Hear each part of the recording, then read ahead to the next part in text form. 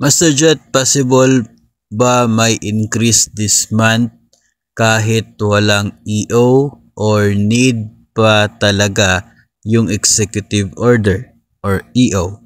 Ang totoo po niyan ay hindi po tayo talaga makakaroon ng pagtaas sa sahod hanggat hindi po lalabas yung executive order galing sa Pangulo.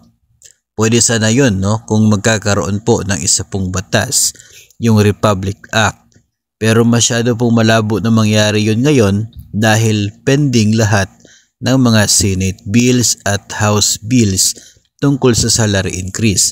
Ang pinakamataas na chance talaga, pinakamabilis, ay ang executive order coming from the President. But as long as wala pong pinirmahan na executive order ang Pangulo, wala pong magiging legal na basihan for any increase in the salary. So, wala pong salary increase hanggat wala pong executive order.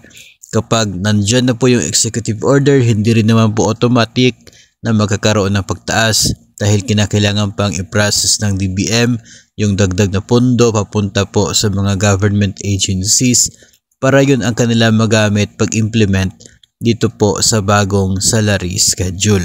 Kaya mahalaga talaga na the earlier, the better para sa executive order para masimula na yung proseso at makaabot na sa payslip ng mga government personnel ang pagtaas ng sahod. Pero hanggat wala pong EO, wala pong salary increase.